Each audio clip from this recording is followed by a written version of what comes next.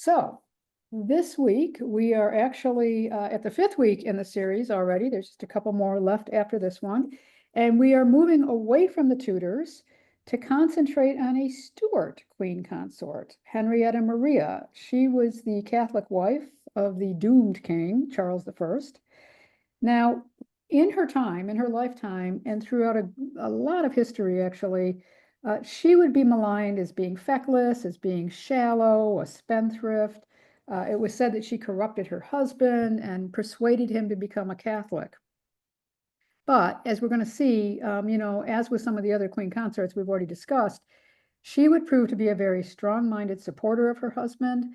She faced great personal danger to champion him and to champion his heirs, particularly her son, who became Charles II. So, and some of this criticism was really not all that well-founded, we think. Now, as a little bit of trivia for you before we get into her, you may not know this, but the state of Maryland is named for Henrietta Maria. It was Maryland, because Mary being the English version of Maria. Her husband granted a charter to Maryland in 1634, named it for her, and it became a haven for Roman Catholics in its day. So that's just a little aside for you. Oops, okay. So, Henrietta Maria, she was the daughter of King Henry IV of France and his second wife, Marie de Medici. So her name was taken from both parents, Henry and Marie. Her father was the first Bourbon king of France. He came to the throne. He was a very distant relative of the king before him. He was his 9th cousin. And at this time, France was embroiled in religious wars between the Catholics and the Protestants. Now, Henry was actually a Calvinist. He was a Protestant, but he flip-flopped back and forth on religion more than once. And to become the king, he ultimately had to convert to Catholicism.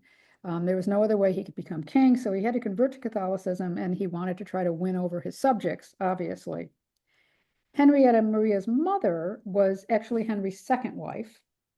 His first marriage to Margaret of Valois, that failed when she could not give him an heir. So his intention originally had been to marry his long-term mistress. He had a mistress for years. She had 3 children by him. His plans obviously met some strong resistance from his cabinet, but it became a non-issue in the end because his mistress died, giving birth to a stillborn son in April of 1599. And so Henry was back on the marriage market. He needed heirs. So almost 2 years later, on December 17th, 1600, he marries Marie de Medici. Now, I'm sure you know the name Medici. So Henrietta Maria's mother had a very impressive lineage. She was the 6th daughter of Francesco I, the great Duke of Tuscany, so therefore a member of the very wealthy and very powerful Medici family of Florence. She was also a Habsburg through her mother, Archduchess Joanna of Austria. So from this union, Henrietta Maria was born on November 25th, 1609. She was the youngest child of the couple, and she was their 3rd daughter. As a child, Henrietta Maria would be exposed to a really pretty chaotic court life. The politics at the time were pretty chaotic. There were a lot of power struggles around religion. Her father had already, believe it or not, survived 23 attempts on his life. But his luck ran out. On May 14th, 1610, the 56-year-old king was assassinated by a Catholic militant. And you can see here on the left, there are these plaques in Paris. What happened was he was riding in his carriage, and this guy came up to him while the carriage was stopped and attacked him. So on the left, you see this big plaque on the wall. On the top right, there's the spot on the ground where supposedly he fell over and died. And then on the bottom is yet another plaque to him. So Henry's dead. This leaves Marie de Medici with 6 children, including Henrietta Maria, who was only 6 months old at the time. So when he was assassinated, Henrietta Maria's 8-year-old brother Louis assumed the throne, and Marie de Medici was acting as regent in his minority. This was actually kind of a power grab on Marie de Medici's part. She was a Medici after all. And why I say that is because Henry's leading male royal relatives were not in Paris on the day of the assassination. And, you couldn't hop on a plane or get a high-speed train to get there quickly. So Marie took advantage of this and said, okay, I'm the royal wife, I'm the mother of this child, I'm going to claim my authority and say I'm acting as regent. And, to be fair to her, she did have the backing of the High Court of the Parliament of Paris. So this is how she became the regent. Now, it should be said that, the Medici women are fascinating. I mean, my background is English history, but I've studied a lot and taken a lot of courses in Italian history because I'm also very interested in that, particularly the Renaissance period. You could do a whole series just on these women, these Medici women there. And so Marie really does warrant her own lecture at some point. But the day after she took authority as a regent, there was a formal ceremony to kind of confirm her role, right? And we're told she was clad in black. She stood at the side of her son. She looked like the perfect grieving widow. She was sobbing, and maybe she was very upset. But this was also some PR going on because she spoke in place of her son. He was still young. So she left no doubt as to who's going to be in charge here. And once she was formally declared regent, she immediately went to work on this PR initiative. She released a painting of herself in her coronation robes. You see this on the left here. And she had these pamphlets mass produced. And these pamphlets were basically exclaiming, her son's divine right to the throne, and she is standing at his side. So the one on the right, you can see this little boy king, and she is looming large over him. Of course, he was still very young. And then you see the symbols of kingship, but also the altar in the background with the crucifix, kind of again pointing to the fact that he has the divine right to be king. So little Louis was crowned king on October 17th, 1610. And after that, his younger siblings, including Henrietta Maria, were sent back to the royal nursery in Saint-Germain-en-Laye. And she would stay there for the next few years in the care of someone named Madame Montglat. She was a relative of Henrietta Maria's father, and Henrietta Maria was quite fond of this woman. Now, Henrietta Maria wasn't often in her mother's presence, obviously, but she did attend select court functions, and her mother did communicate with her regularly. Marie de Medici also oversaw her daughter's education, but oddly, this is kind of odd. Oddly enough, Marie herself was raised with an education that included science and mathematics and astronomy. She was a very well educated woman for her time. But the curriculum she developed for her daughter, unlike when we were talking about Catherine Parr last week and how her mother, Maud Parr, made sure she was very well educated, Marie de Medici did not place an emphasis on really good education for Henrietta Maria. So instead, she focused on the courtly aspects of beauty, virtue, and love. And she also had Henrietta Maria instructed in dancing, singing, and even theatricals. Theatricals was kind of big within Henrietta Maria's life. Another aspect of her education that her mother did pay attention to was religion.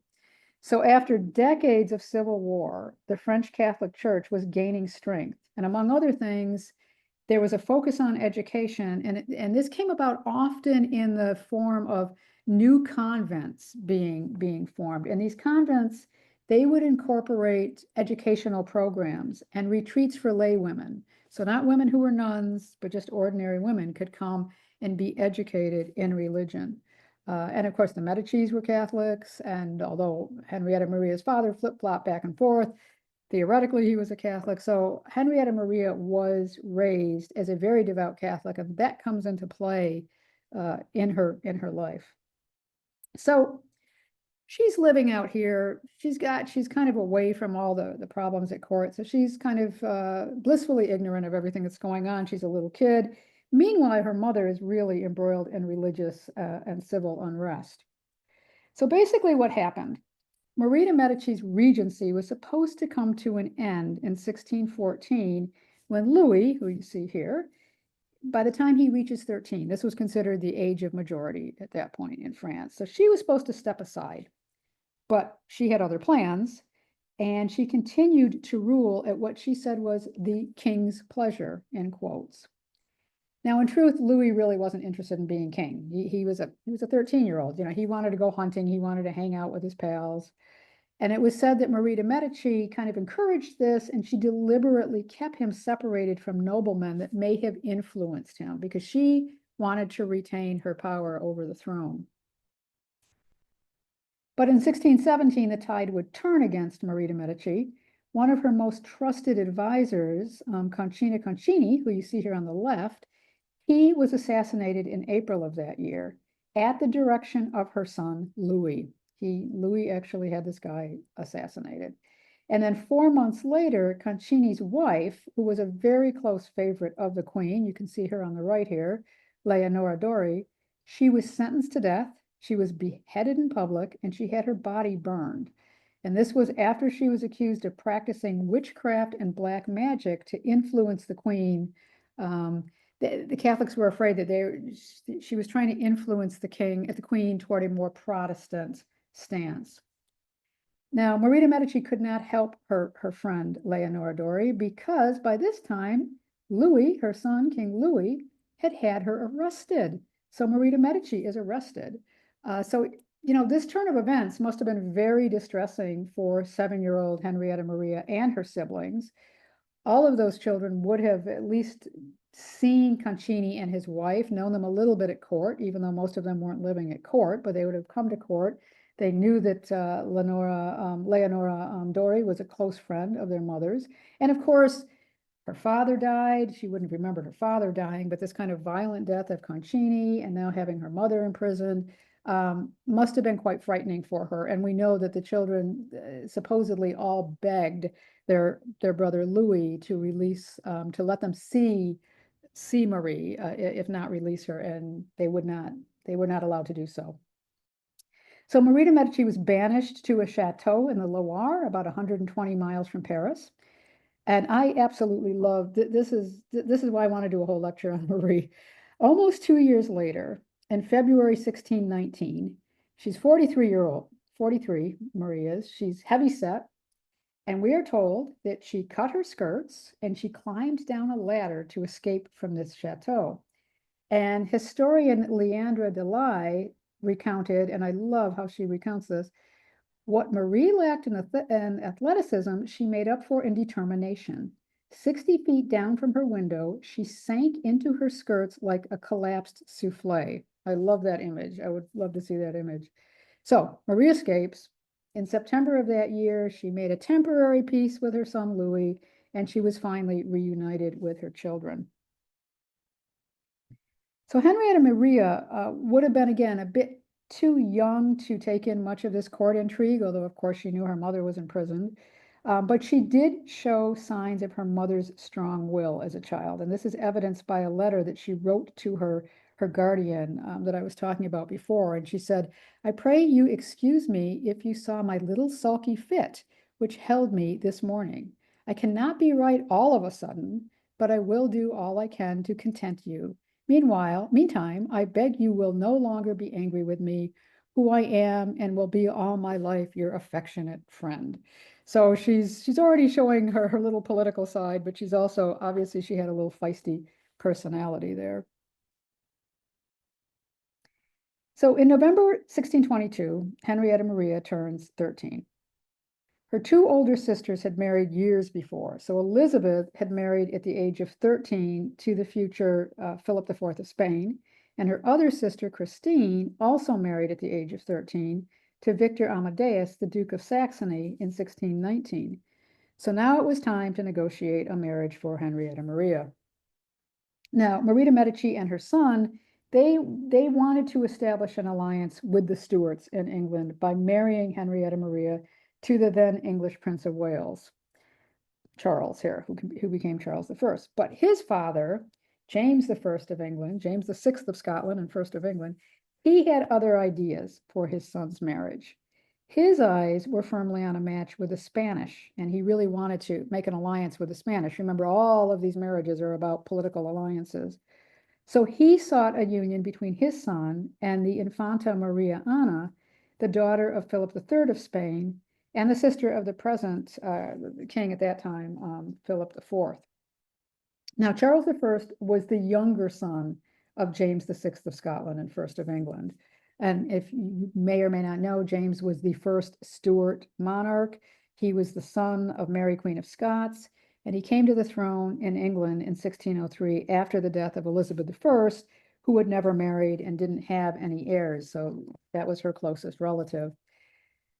James and his wife, Anne of Denmark, had several children, but only 3 survived to adulthood, 2 sons, Henry and Charles, and a daughter, Elizabeth.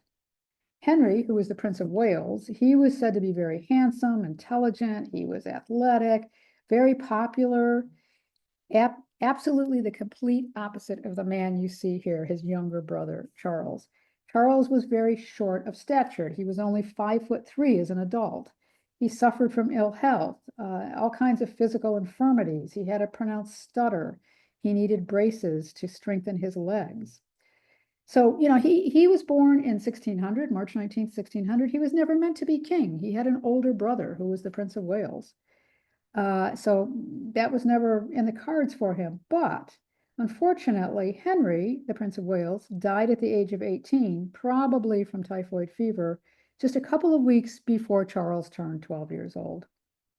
So now suddenly Charles is heir to his father, and he needs to find a suitable wife, right? They need to keep the succession going. So to go back to King James's wish for his son and heir to marry the Spanish Infanta, this is Maria Ana. It's quite the impressive hairstyle, and I've seen other portraits of her later in her life with that same hairstyle. It's quite a unique hairstyle. Marriage negotiations had been ongoing for more than a decade. When in 1623, Charles himself went to Spain. He wanted to try to woo this teenaged Infanta. But the proposed match was not only popular with Protestants in England, because Maria Ana was Catholic, it was also very unpopular with the Infanta herself. She showed no interest in becoming a royal bride in England, and she was reported to have said that the only positive aspect of marrying Charles would be that she would die as a martyr, since they killed Catholics in England. So at one point, Charles goes over there uninvited, and he meets with her, and he reads out this very long speech to her, declaring his affection for her. They say that the speech went on for more than an hour before this very bored Infanta basically waved Charles away, like, get out of my presence. I don't want to know. Poor guy. So not surprisingly, and for many reasons, religious, political, and personal, marriage negotiations ultimately failed, even though the couple were actually betrothed for a short time, but then that was broken off. So once the negotiations between Spain and England fell through, King James turned his attention to France. Now, from the French side, it was hoped the union between Charles and Henrietta Maria would, if not start a reconversion of Stuart England to Catholicism, at least lighten restrictions on Catholics in that country, because things were very tough at that time for Catholics. And on the part of the Stuarts, they wanted to create an alliance with France against Spain, which was a little bit awkward when you consider that Henrietta Maria's sister was married to Philip IV of Spain. And it wasn't that long ago, the English, the Stuarts, were trying to make a negotiation with Spain. So you can see here, this is a letter that Charles wrote to the French princess, Henrietta Maria. He was a very ardent suitor.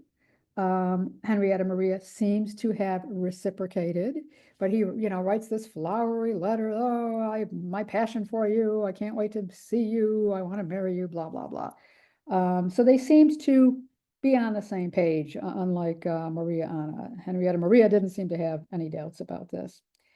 Now, as part of the marriage negotiations with France, King Louis made Henrietta Maria swear in writing that she would raise any children from her marriage as Catholics.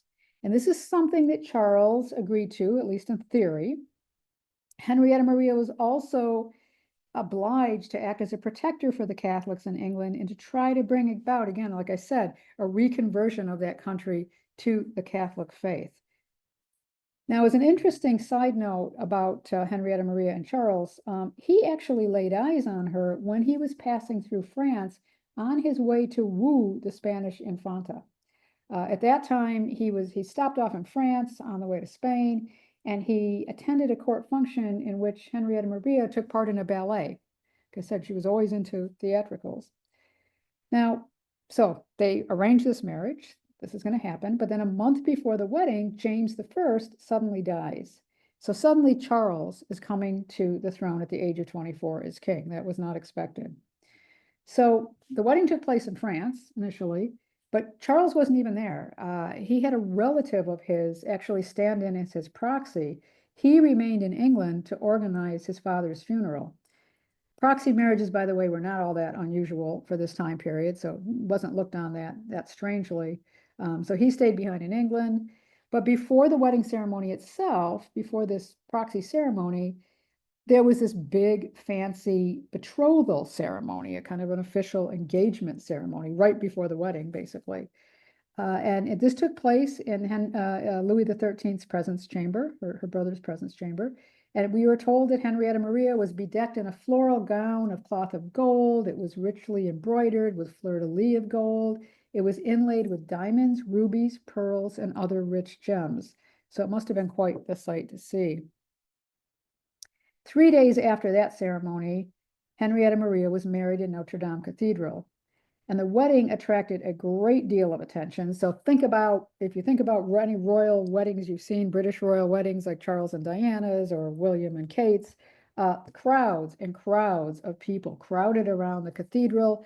They stayed up all night the night before to see this. There were stands built for the spectators, but there were so many spectators on these stands, one of the stands collapsed, causing a lot of injuries, including to the artist Peter Paul Rubens. He was said to have broken his foot when the stand collapsed. The wedding procession to the cathedral consisted of 100 Swiss guards beating drums. They were followed by the King's Guard and trumpeters. Then came the Knights of the Holy Spirit, followed by princes and marshals and dukes and other peers and ambassadors from the court of Charles I. When Henrietta Maria herself appeared, she was wearing a gold crown set with diamonds and other precious jewels. She had a blue velvet train that was so heavy, a man was positioned underneath the train to help bear the weight of it. And she was flanked by her brothers, Gaston on one side and Louis on the other side. And Louis could not be, nobody could outshine Louis. He was the king. So he was dressed in his robes of state. He was covered in diamonds, we're told. And then she was followed by her mother and her sister-in-law, King Louis's wife, Anne of Austria, and then various princesses and ladies of the court. So quite a procession to Notre Dame. Her proxy bridegroom, on the other hand, he was dressed in black velvet, and that was to mark the court mourning for King James. And he didn't actually enter the cathedral because it was a Catholic ceremony. So already we're going to see that there's going to be problems, between her Catholicism and England's Protestantism. So he did not actually enter the cathedral for the wedding, but it was still declared a wedding. When everyone was seated, gold and silver coins commemorating the marriage of Henrietta Maria and Charles were, in the words of Leanda de Lai, showered down upon the congregation from the choir. And you can see the coin here, both sides of the coin. Inscripted on here on the right, it says, "Love pours out lilies mixed with roses." So basically the lilies of France and the roses of England. And on the front of the coin, of course, you can see the couple looking at each other. Following the wedding, a huge banquet took place. And after this, Henrietta Maria and her proxy bridegroom climbed into bed, fully clothed, and they touched legs. And this was a symbol of the marriage's consummation. So the day after the wedding, Henrietta Maria was actually supposed to be traveling to Boulogne to meet the Duke of Buckingham. He was supposed to escort her back to England. However, her brother, who was supposed to, take her to the Duke of Buckingham, he fell ill with a sore throat. So the trip was delayed. And then there were further delays. There was flooding in Paris, and then Henrietta Maria herself got ill. And the English started getting a little suspicious, and they're like, Is Louis doing this, on purpose because he's trying to get further religious concessions from Charles I? They were getting a little antsy about this. They didn't like all these delays. So the Duke of Buckingham, I've got to pause for a moment to mention this guy, George Villiers, the first Duke of Buckingham. He's going to cause a whole lot of problems for Charles and Henrietta Maria in more ways than one. So he was born in 1592. He was the second son of Sir George Villiers.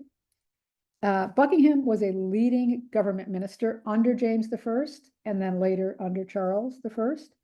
He was a real favorite of James I. In 1614, he became a gentleman of the bedchamber.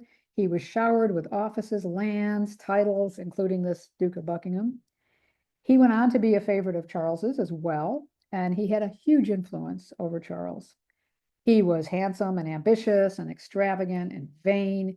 So not all that surprising. He was not really popular among a lot of the members at court. Many believed him to be corrupt. They did not like that he was the king's favorite. He led the failed marriage negotiations between Charles and Maria Anna of Spain. And in fact, it was Buckingham who persuaded Charles to accompany him incognito to Spain to pursue his case in person. This behavior, when these two rolled up in Spain, and we know the Infanta wasn't too happy about this, this behavior really shocked the Spanish court. They thought it was just very arrogant, and as we saw, did nothing to impress the Infanta. Buckingham also negotiated Charles's marriage to Henrietta Maria. And part of the reason he did that, again, all marriages being diplomatic, he was pursuing, kind of pushing a plan. Buckingham had this plan. He wanted France, Germany, the Danes, and other European states to come together with England and attack Habsburg interests in Naples and northern Italy. So part of this marriage negotiation was supposed to be to get some support from France for this. So with that in mind, he said, I'm not going to wait around and wait for this princess to come to me. I'm going to go directly to Paris and get her. So on the surface, his excuse for arriving at Louis's court was because the king was, in quotes, dying with impatience and love to see his new wife. But in reality, Buckingham was already very unpopular with Charles's parliament. He had a vested interest in making sure that his proposed European alliance was successful. So he came to Louis's court to kind of push that agenda, basically. But unfortunately for him, Louis wasn't really interested. He did not embrace this plan for a military alliance. This frustrated Buckingham. And later, while he was still at court waiting to take Henrietta Maria to England, he was seen berating Henrietta Maria. And he was berating her because she was speaking with the Pope's representative, Francesco Barberini. And Buckingham said, you're showing him too much honor. Again, we're seeing this problem with religion here. And for a bit of context on this whole thing, the Pope who sent Francesco Barberini to Louis's court was Urban VIII. He was the godfather of Henrietta Maria. So of course she's going to be nice to his legal representative, right? Added to that, I mean, think about it. So this guy is in King Louis's court and he's a guest at King Louis's court and he's berating the king's sister who just married the Prince of Wales in England, or he's in England. They didn't get married in England. But so, of course, he was probably frustrated because Louis was not supporting his plan for an alliance. But this also, to me, really points to the arrogance of Buckingham that he would berate this woman this way. For her part, Henrietta Maria gave it right back to him. So again, she was her mother's daughter. She told him in no uncertain terms that it, in quotes, behooveth her to treat with respect the representative of the head of her religion. So she had no problem pushing back on this guy, even though she was just a young teenager. And this was the first sign of trouble to come between Henrietta Maria and Buckingham. Suffice to say, there was no love lost between these two. So Henrietta Maria finally makes her departure for England. And with the death of James I, she's already stepping into the role of queen. She was expecting to go over as a princess, and now suddenly she's the queen. England's new Catholic queen was described as a lovely creature with large black eyes, her teeth pretty, and her big mouth nicely made. She was 9 years younger than her husband. And she, like I said at the beginning, she was perhaps unfairly portrayed as being shallow and self-indulgent. spending a great deal of money on extravagant goods. That latter part is true. She did like her extravagances, as did her husband, it must be said.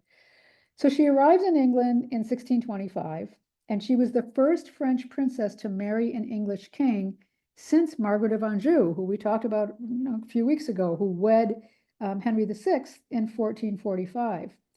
So like Margaret, Henrietta was only 15. And like Margaret, she was considered to be a child of the enemy. So if you remember when we talked about Margaret of Anjou, in 1445, England was losing the Hundred Years' War with France. In 1625, English Protestants were being defeated in Europe by counter-Reformation forces, with these wars going on over there.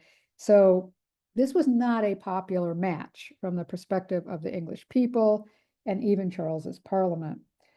Now, Henrietta Maria comes over, she's 15 years old, and she's charged with simultaneously promoting Catholicism in England, while at the same time she's got to somehow assimilate herself in a Protestant English court. She had a really difficult hand from the outset, it has to be said.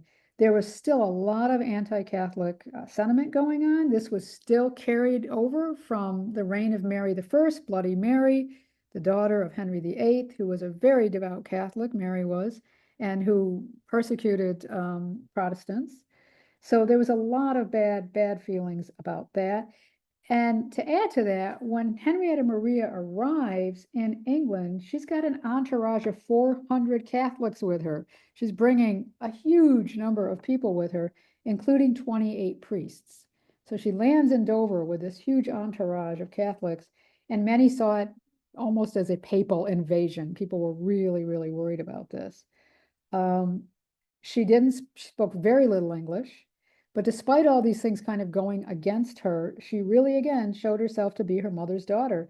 One court official said, he noted her confidence and her wit, and he said, she's certainly not afraid of her shadow. I mean, she was quite a self-confident young woman.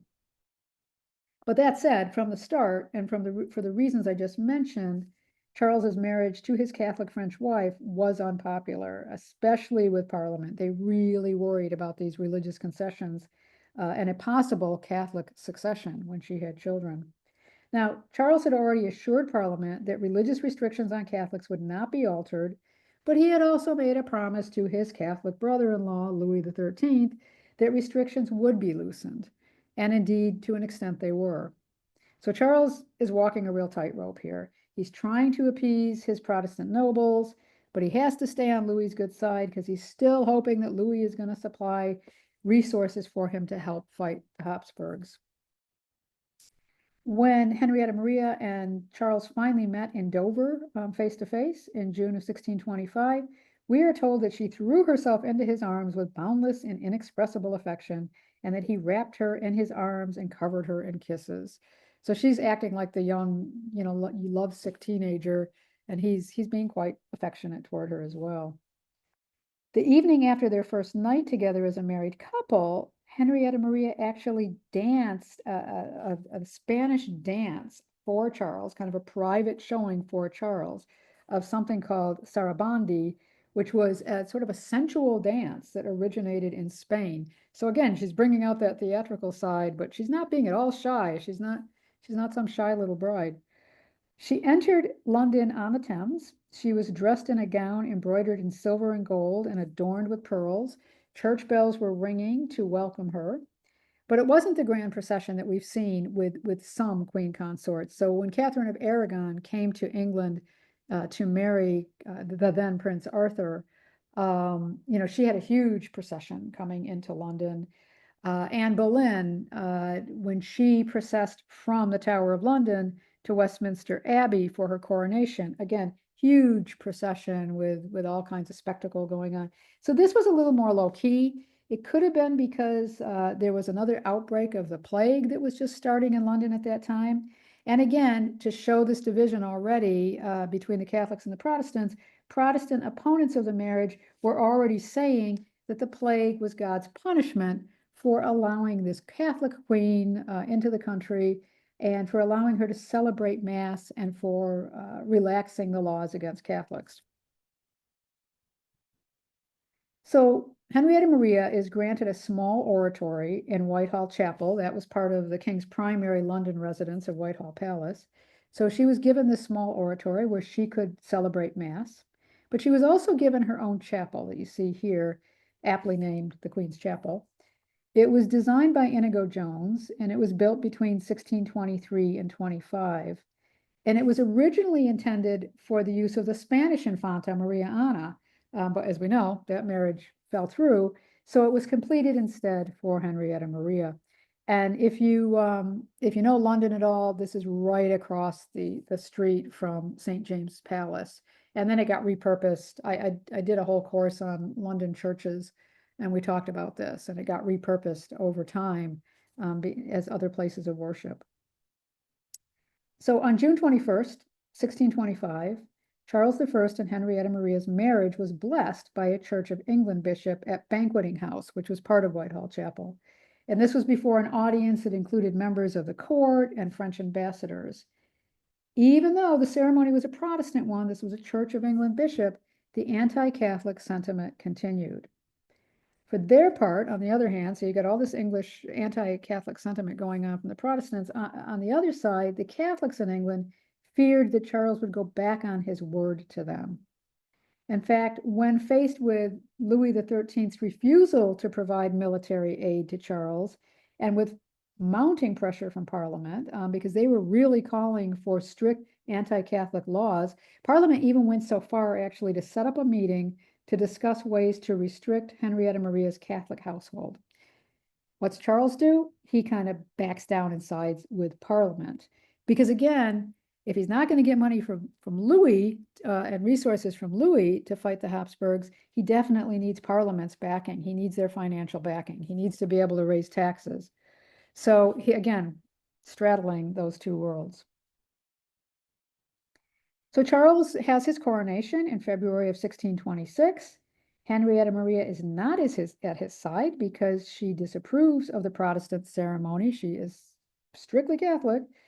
And so she never has a coronation because there's no way they're going to have a Catholic ceremony. You know, these coronations are religious ceremonies.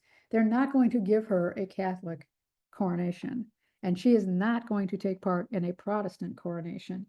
Yet another thing that kind of gave her a black mark against people in England. This image is actually from, I couldn't find anything that was Charles's English coronation.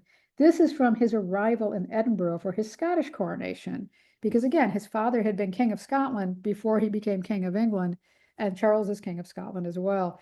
So 7 years after his English coronation, he goes to Scotland to be crowned king up there, and that's what that image is of. So not surprisingly, with all of this going on, you've got a very young wife. She's, been tasked with trying to promote Catholicism. You've got a government that's not happy with any of this. You've got people that aren't happy with any of this. You got Buckingham sticking his nose in, which we'll talk more about later. So it's no surprise then that with all this stuff going on, quarrels between Henrietta Maria and her husband erupted. And conflict. And one of the first targets was the Queen's household.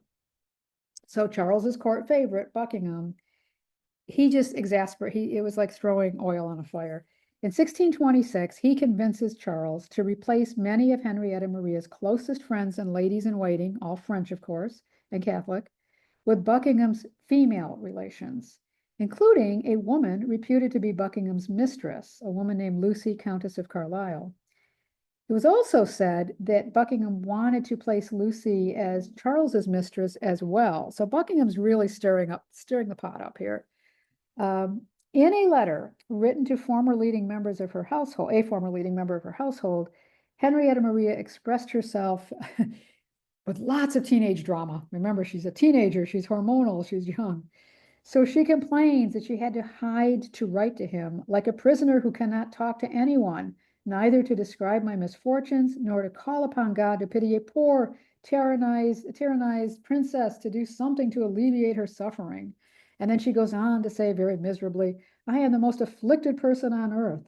And she begs him to talk to her mother to reveal her woes. She goes on. And she says, I say adieu to you and to all the women and girls who I know have not forgotten me. I have not forgotten them either. She fears her heart will break. Is there any remedy for my suffering, which is killing me? Goodbye, bitterness. Goodbye to those from whose actions I will die if God does not have pity on me. So things are quite dramatic. Again, her theatrical drama is coming out here. Henrietta Maria did say quite strongly to her husband she would have nothing to do with Lucy Carlisle. But within a few months, Lucy became the Queen's great favorite. So even at the age of 16, she's 16 by now, Henrietta Maria was a political animal. She knew that what she had to do was actually make Charles's would-be royal mistress an ally, and she did so, and they actually became quite close. So back to the Duke of Buckingham. As I said, a lot of the early conflict in Charles's marriage is traced to this guy, but also a lot of the conflict in his reign can be traced to the Duke of Buckingham too, his early reign. He had an almost blind devotion to the Duke of Buckingham. And again, Buckingham was not popular with just about anybody at court, including the Queen. Despite his prowess as a military commander, an expedition that was carried out against Cadiz in 1625 was an absolute disaster. A lot of people died, as was his 1627 foray into La Rochelle. So these kind of military disasters, coupled with his arrogance and the obvious favoritism shown to him by Charles, made him increasingly unpopular. More than once, Parliament actually called for the king to put aside Buckingham. At one point, they even presented a bill of impeachment against Buckingham, and they attacked his foreign policy. They openly criticized him as being incompetent. But Charles's response, and this is where we're going to see Charles get into a lot of trouble later, he dissolved Parliament. That was kind of his answer to everything. So he dissolves Parliament. However, the Duke's influence over Charles and his presence in both Charles and Henrietta Maria's life came to an end. In August of 1628, he was assassinated. He was in Portsmouth, and he was assassinated by John Felton, an army lieutenant who was owed back pay and whose request for promotion was denied. Now, Felton had come across a copy of the 1628 Parliament's. It was basically complaints against the Duke and why the Duke of Buckingham had to be put aside. Felton got his hands on this, and he honestly believed that the country would be better off without Buckingham. So he decided to murder him, and he saw this as a patriotic act for his country. He immediately turned himself in. He admitted he did it. He pleaded guilty. He was hanged, but he insisted, I really did nothing wrong because I'm saving the country. But he was found guilty. He was hanged at Tyburn on November 28th, after which time his body was taken back to Portsmouth, and it was left to rot. It was hanging in chains, kind of as a warning to others. Don't try this again. Charles ordered the Duke's burial in the Henry VII chapel at Westminster Abbey. This chapel had previously only been used for people of royal descent. So it was unusual to have a non-royal buried here. This big not statue, but this big monument that you see here to Buckingham, this was actually paid for by Buckingham's sister. But Charles did have him buried amongst royals, so he still obviously had some feeling for him. But then we do see a period of more calm. So Henrietta Maria, she's maturing into a young woman finally. Her relationship with Charles begins to improve. Certainly having Buckingham out of the way helped a lot. Charles and Henrietta Maria developed a very deep, deep love for one another. Charles addressed each letter "Dear Heart," each letter to her, and he signed it off "Eternally Thine." So things started looking up for them in that regard. Henrietta Maria became a mother for the first time in 1629. She'd been married for 4 years, but she'd only been pregnant for 6 months when she went into labor, unfortunately. We're told the Greenwich midwife, she was at Greenwich Palace, and the midwife was summoned. But upon discovering that the baby was presenting as a breech birth, we're told that the midwife fainted, not what you really want in a midwife, and had to be removed from the bedchamber. Charles, on the other hand, was actually present at the birth, again, very unusually. He stayed on and he said, "Save my wife. If you've got to only save one of them, the unborn child or the wife, save my wife. I can have another child, please God. The baby was born alive, but it died shortly after birth, unfortunately.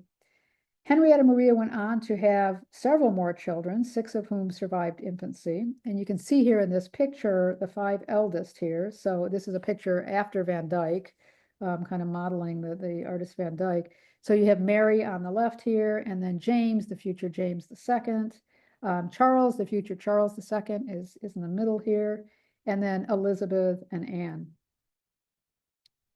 A year after the death of her first child, Henrietta Maria is pregnant again. 20th of May, 1630, she gives birth to that boy in the middle. You see here the future Charles II.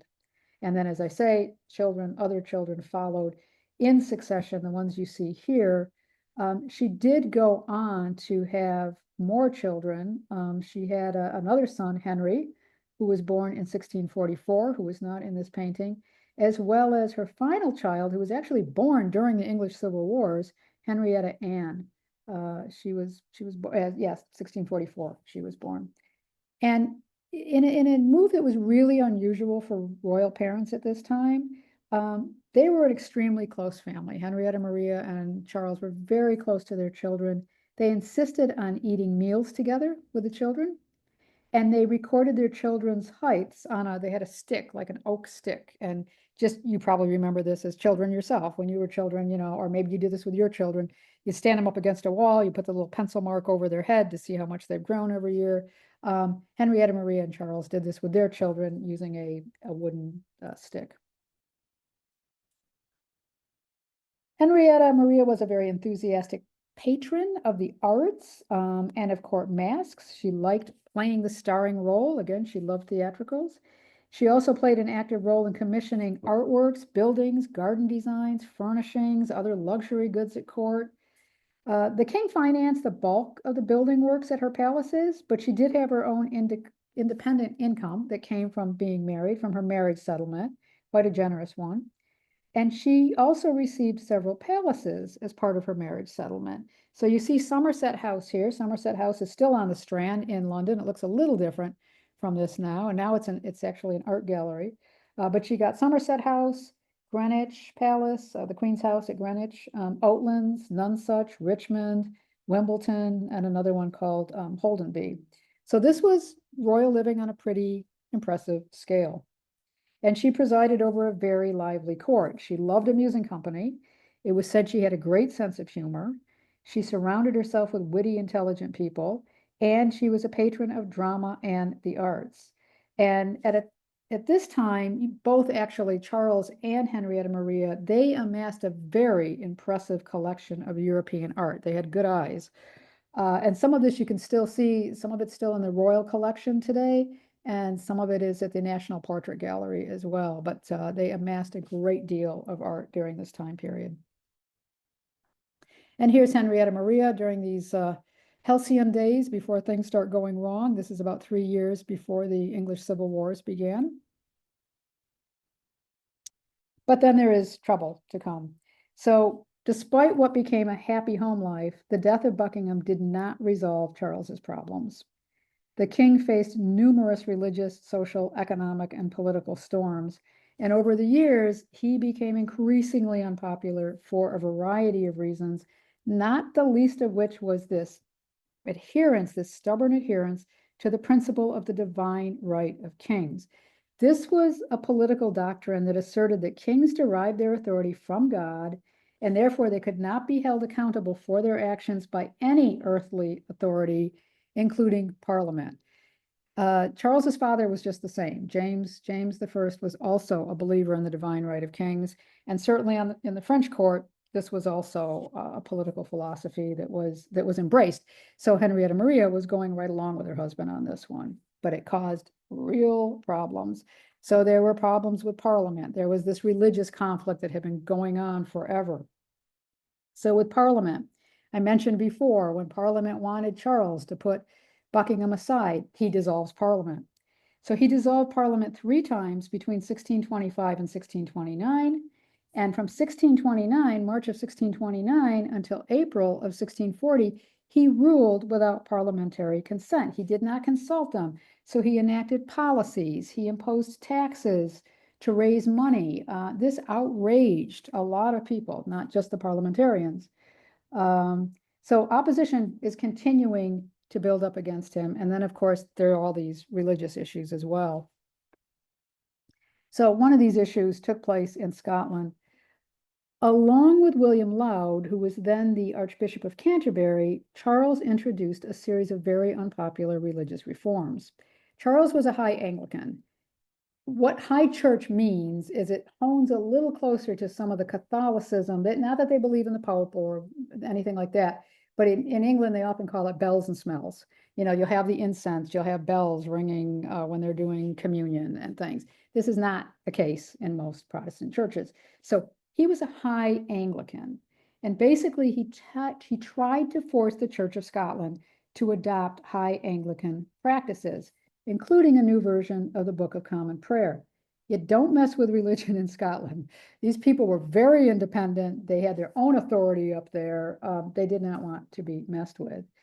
This ultimately led to an expensive war with the Scottish Presbyterians called the Bishops' Wars. And when they tried to, when he tried to enact these reforms, and this rebellion took place in Scotland, the rebels' allies in England used Henrietta Maria's Catholic faith as a means of further tarnishing her and the king. So she was vilified from the pulpits as a popish brat of France. And hatred amongst, around Catholics rose to new heights, even though he wasn't imposing Catholicism on them, but they saw it as too close. They didn't like what he was doing. So in April 1460, Charles was forced to summon Parliament because he had to raise money for this war in Scotland. But the House of Commons said, we're not going to have anything to do with you until you address our grievances. You know, you dissolved us, you did all this stuff on your own. We're not helping you out. Ultimately, the Scots were victorious, but by the terms of peace that they set up in October of 1640, Charles I had to pay the invading Scottish military 850 pounds a day until they left England. So he had to basically pay them to get out of his country. So at this point, he had to go back to Parliament. He needed the money, so he called another Parliament in November of 1640. So you can see he's having a whole lot of problems with Parliament. He's having a whole lot of religious problems. And the Puritans, meanwhile, they came to see Charles and Henrietta Maria's deep love for one another as a real threat. They felt that the ceremonial style of Protestantism that Charles preferred, kind of over their stripped down Calvinism, again, the smells, the bells, and the more fancy stuff, they blamed the Queen again for that. And they said, these two are so close, she's influencing him. And it was written someplace, ordinary women can, in the nighttime, persuade their husbands to give them new gowns. So might not the Queen, they asked, by her night discourses incline the king to popery. This was quite untrue. Charles was a passionate Protestant. He was not a Catholic, but this only, served to sully his reputation further. And in fact, things were getting so bad. In February of 1641, Henrietta Maria wrote a letter to the French Secretary of State for Foreign Affairs. She was terrified that she was going to face, in quotes, her ruin on earth. The Duke of Buckingham, long before his assassination, had warned her that there had been queens in England who had lost their heads, and she really started fearing that the same would happen to her. In November of 1641, there was an uprising in Ireland between Catholics and Scottish Presbyterian settlers. This was the Portadown Massacre. It resulted in a massacre of Protestants. And this violence, again, fueled further anti-Catholic sentiment, and it reinforced Puritan parliamentarians' desire at this point to say, we want to get rid of this king. We want him out. Charles's enemies used the massacre of Protestant settlers to attract new recruits to their cause. And they started spinning fake news, as we call it today. They started spinning stories. I mean, it was a horrible massacre, but they kind of, elaborated on it, shall we say. And again, they pointed the finger at the Queen and said, this is all her fault. This all comes down to her. So this is not going to be a lecture on the English Civil Wars. We don't have time for it. I talked about this in more detail, much more detail in lectures in the past. And again, those are available on YouTube if you want to seek them out, or ask me and I'll send you the links. But basically, you've got tensions rising on all sides. And then in August 1642, Charles attempted to arrest 5 members of parliament. So suddenly you go from the government and the monarch having a breakdown in communications to basically all-out civil war. And this was a bloody, deadly conflict. It divided communities across England. Charles officially declares war on the forces of Parliament on August 22nd, 1642. And it really was defined by issues of freedom, religion, the future for English governance. All these things were being debated and fought over this. The fight was between the royalists, called the Cavaliers, and the parliamentarians, known as the Roundheads. Henrietta Maria's popularity leading up to this, as you just saw, was at an all-time low. In fact, there was talk of arresting her or impeaching her. So earlier in the year, before the war broke out, earlier in 1642, it was decided that she would accompany their eldest daughter, Mary, to Holland, because Mary was going to marry Prince William II of Orange. And at the same time, Charles decides to remove himself from London because things are heating up. He sets up a residence at Hampton Court Palace. And when active conflict broke out in the summer, Charles was accompanied by his son, the Prince of Wales, during the Battle of Edgehill. And in fact, until 1646, the Prince of Wales would continue to support the Royal Army's military campaigns until, spoiler alert, the cause was lost. And at that point, the future Charles II fled England for Holland, and he was seeking refuge at the court of his sister Mary in Holland. So as the Stuart regime collapses, Henrietta Maria, she's in Holland by this point. Somerset House, one of her primary residence in London, was among the first royal icons to be attacked. So the royal chapel was sacked, the fittings were burnt, and there was this altarpiece by Rubens that was basically slashed all up and thrown into the Thames. So again, showing their hatred toward the Queen and toward her Catholicism.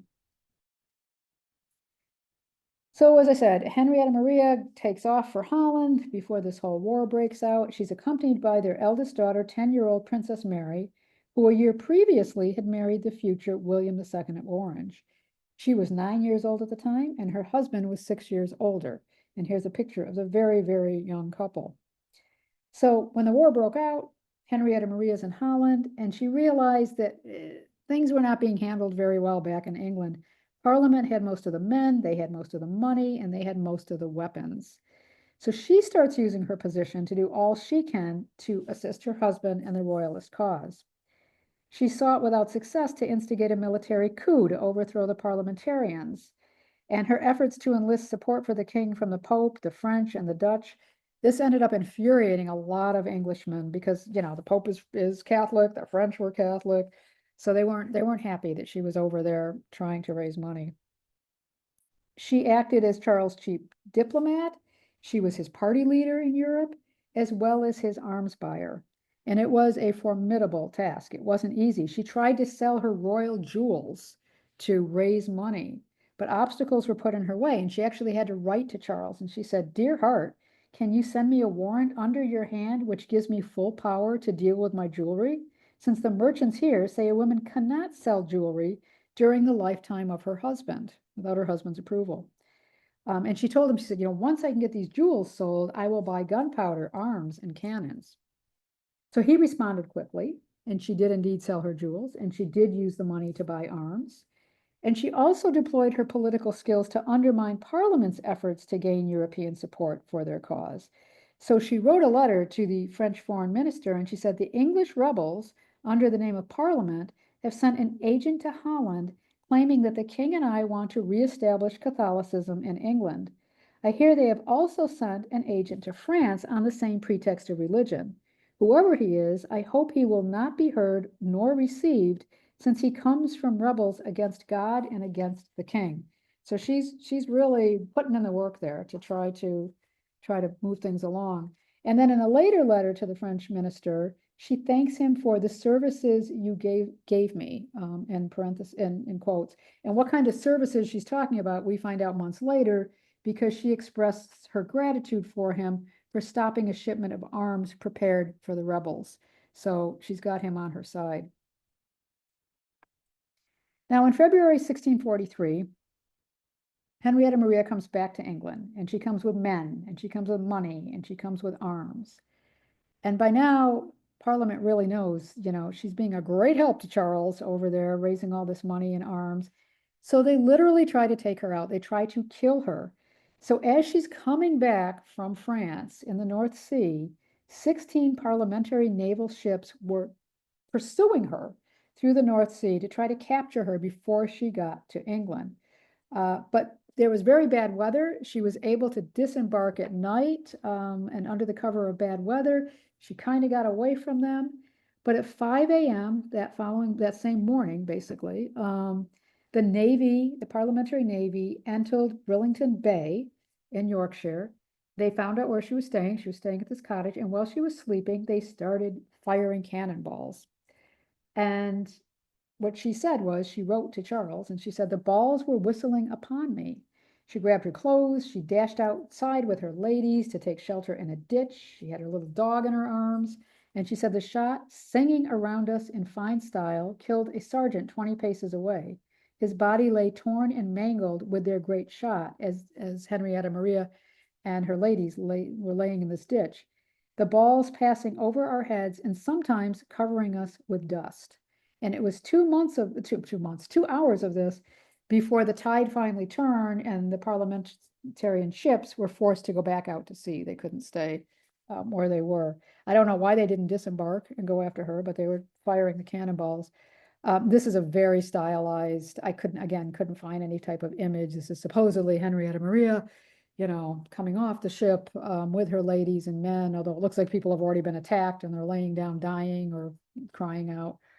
But she survived, obviously. And then she went on to spend months raising royalist morale in the North. She stayed up in the North. She was eating in sight of the soldiers. She was recruiting soldiers. The royalists by this time had gained superiority in Yorkshire. And so Charles, this by late May, she was up there for a few months, but by late June, I think it was, almost July, in 1643, Charles said, okay, come join me. By now he had set up a wartime capital at Oxford. And he said, come down and join me here. I need you here. So she was meeting with key supporters to discuss strategy and distribute arms. She kind of playfully styled herself Generalissima. And she was often finding herself literally, as we just saw, in the line of fire. Now, as I said, while she was in exile, she was over in Holland. A group of MPs stormed her Catholic chapel at Somerset House, purging it of popish personnel and paraphernalia. And you can see this is an image from that where they're burning things up, papal things, popish things.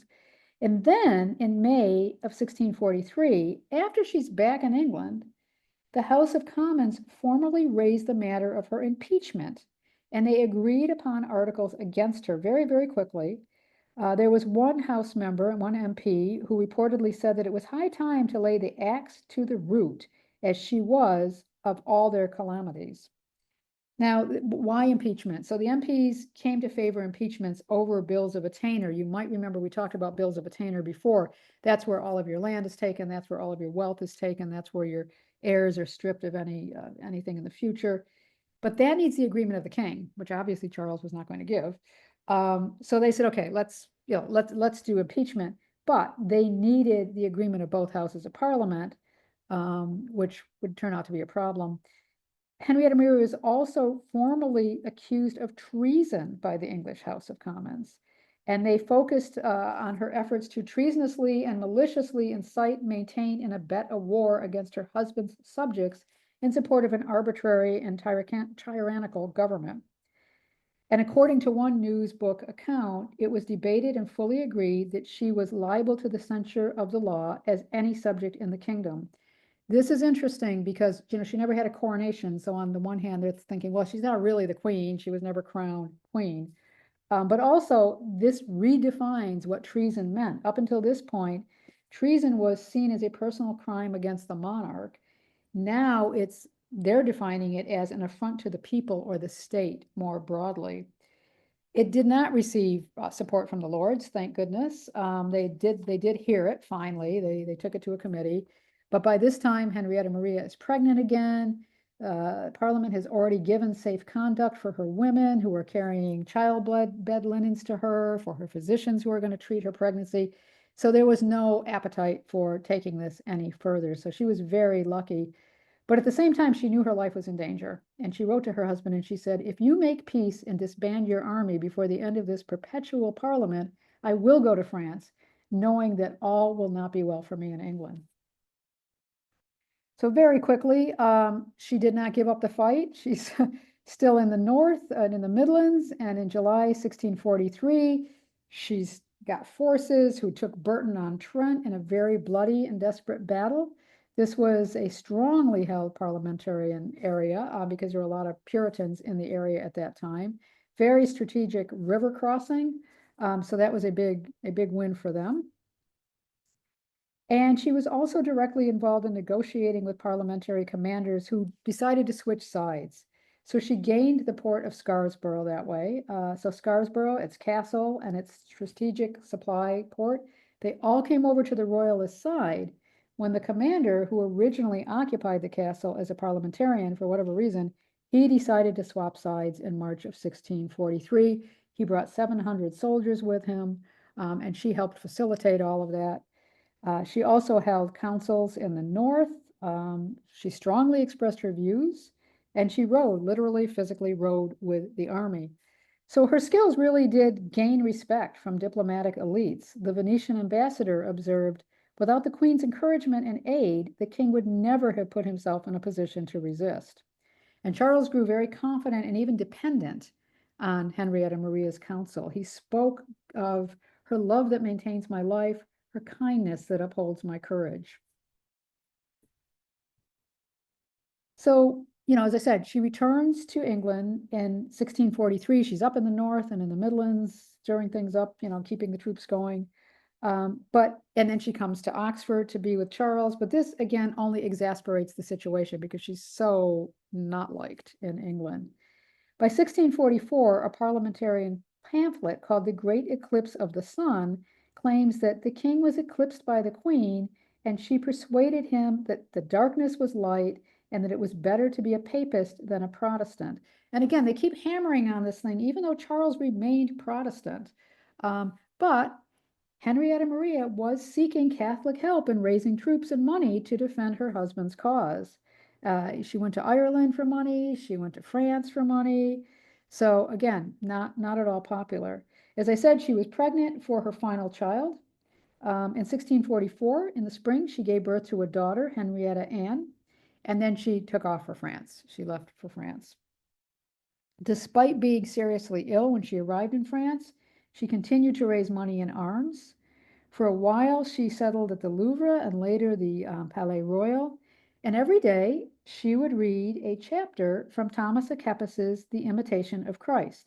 Now, if you came to the earlier lectures, this title should be familiar to you because it was the fourth book of The Imitation of Christ that Margaret Beaufort translated into English that we talked about earlier.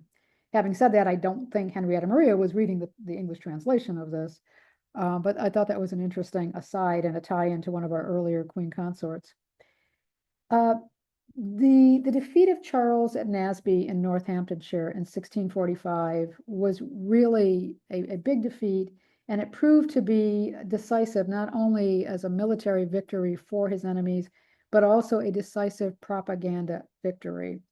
So while the war was going on and while Henrietta Maria was in exile, Henrietta Maria and Charles kept up constant conversations and constant letters back and forth to one another. And they both, again, clung to this idea of, divine right of kings.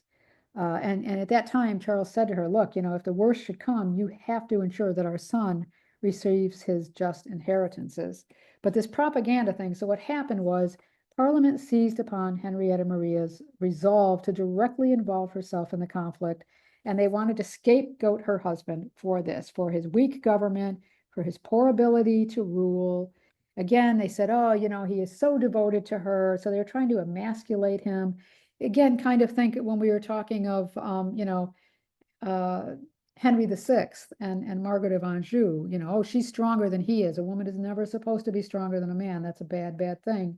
So They were able to grab these letters, the king's correspondence. They captured them, the letters between Charles and Henrietta Maria, and they very carefully chose them and edited them to prove that he was a mere vassal of a foreign Catholic wife.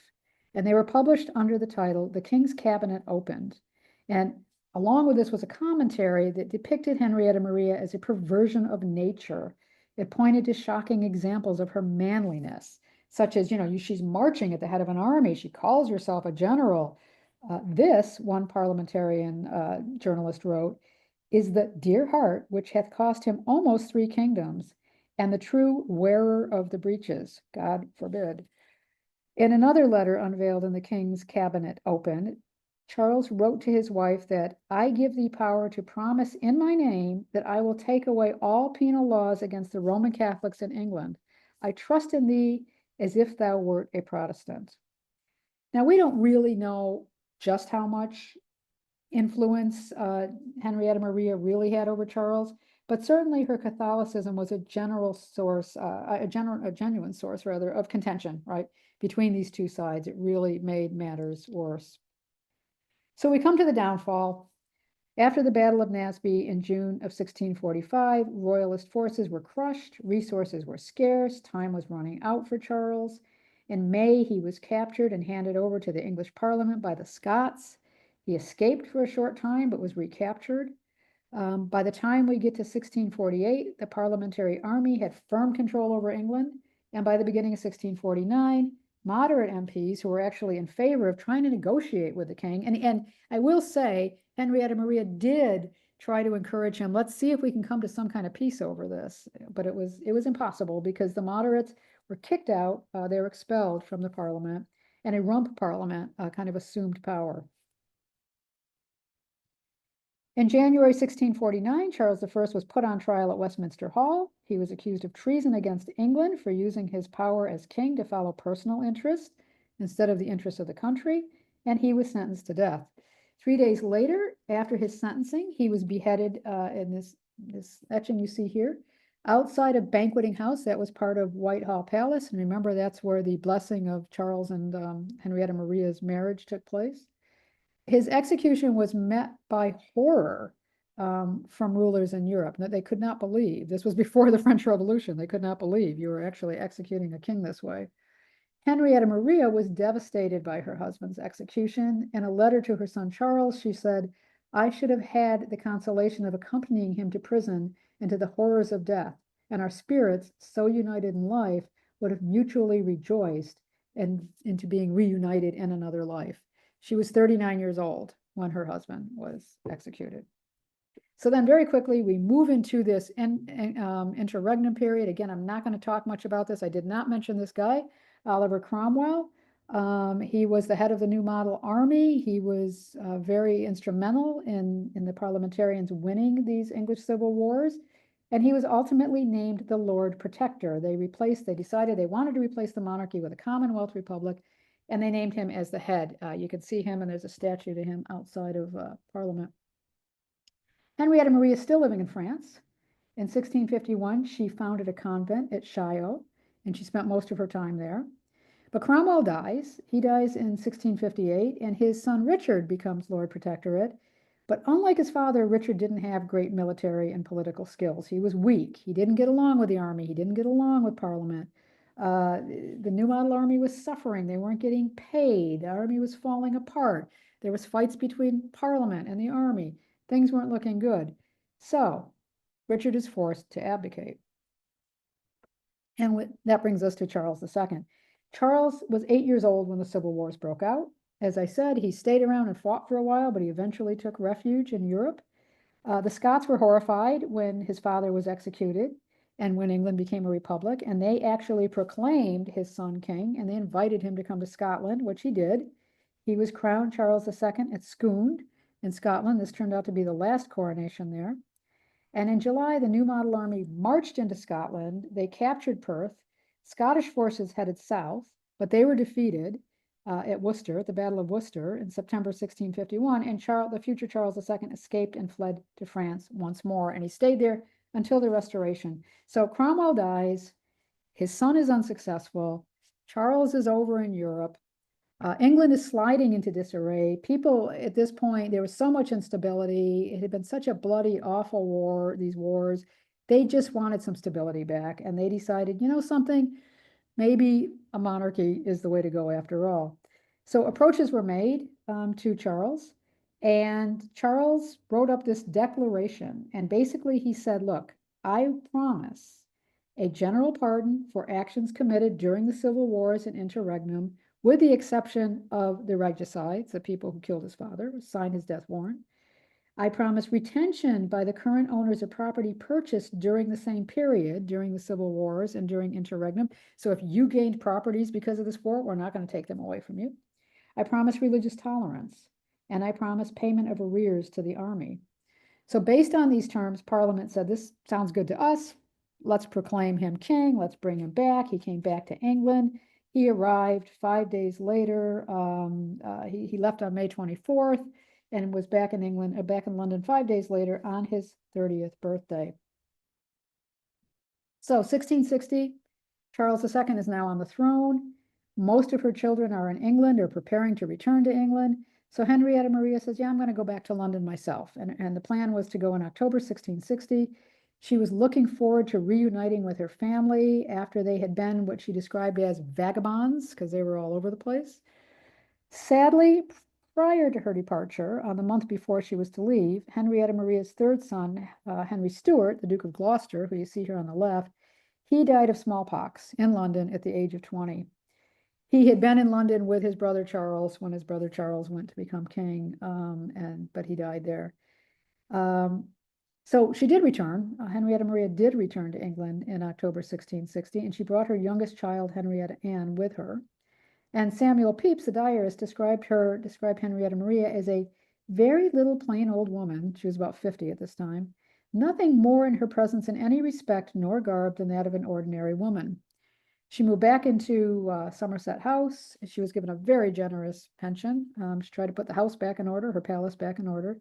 But part of this plan to return was in part to try to stop the marriage of her second son, James, Duke of York. He was in a relationship with a woman you see here in the middle, Anne Hyde. She was pregnant. She was the daughter of Edward Hyde, who was Charles II's chief minister. Henrietta Maria was horrified. She did not approve of Anne. She certainly didn't want Anne to marry her son. But Charles II agreed to the marriage, and despite Henrietta Maria's best efforts, the couple were married even before Henrietta Maria made it back to England. And then more disappointment and heartache were to follow. On Christmas Eve, 1660, Henrietta Maria's daughter, Mary, Princess of Orange, she was visiting England at this time. She fell ill and she died of smallpox in London, leaving behind her 10-year-old son, who would become the future William III of England. These weren't the first losses of children that hit Henrietta Maria. Her first child, again, died shortly after birth. She had a daughter who died at the age of 3 in 1640. And then she had a 14-year-old daughter, Elizabeth, who died on the Isle of Wight in the custody of parliamentary forces. All of these children did not accompany Henrietta Maria into exile. So Elizabeth and Henry, actually both, were living on the Isle of Wight, being well taken care of. They were treated very well. But she died there at a young age, as a 14-year-old, while her mother was in exile in France. And much later, Queen Victoria, who had Osborne House on the Isle of Wight, one of her most precious residences, favorite residences, she discovered that this Stuart princess had never gotten really what she considered a proper burial, a proper monument. So she commissioned this monument to the young Elizabeth. Okay, so to wrap up, because we're running out of time, in 1661, Henrietta Maria returns to France to arrange the marriage of her youngest daughter. Then she comes back to England in 1662. She had planned on staying in England for the rest of her life, but in 1665, there was another huge outbreak of plague. Henrietta Maria had been suffering off and on for years with respiratory issues. She was blaming it on the damp British weather. So she went back to France. And she ended up moving into this building you see here on the left, this palace on the left. It's now part of the School of Fine Arts in Paris. And it was said that her nephew, King Louis XIV, was said to have visited her several times, and he actually consulted with her on affairs in France. She also had a country home that you see here on the right, outside of Paris, and this is where she died. Now, although she'd been suffering from ill health for a time, her death was very sudden. It was said to have been caused by opioids that she took as a painkiller, and these were on the advice of Louis XIV's doctor. So she took these painkillers and then instantly kind of fell into a coma. I guess she had too many of them. She was buried in the French royal necropolis at the Basilica of Saint Denis, and her heart was placed in a silver casket at her request and buried in her convent in Shiloh, the convent there. Unfortunately, the remains at Shiloh, along with the remains of her son James, James II, and his second wife, all these were lost during the French Revolution because the revolutionary forces came in and destroyed all of these, a lot of royal burials. And there you can see Saint Denis and you can see Shiloh. So what's her legacy? Until recently, Henrietta Maria has been treated pretty harshly by history. She was seen as being frivolous, vain, overstepping her role as a queen, acting like a man. She was also blamed for persuading Charles I to the Catholic faith, which was untrue, and encouraging his authoritarianism, which was true, but he was already on board with that anyway. She showed the strong will of her mother and the fearlessness of her father. She was also a very determined, loyal supporter of her husband, very fierce, very loyal in her life. Her real fault, as Charles I acknowledged, may have been merely that she is my wife. So, sorry, that should have been Charles I, not Charles II on there. So next week, we are going to be moving on to the Hanoverian or Georgian period, where we will be talking about Caroline of Ansbach. For once, we won't be mentioning any wars, but there are domestic wars in terms of family battles that we will be talking about, but no other wars. So with that,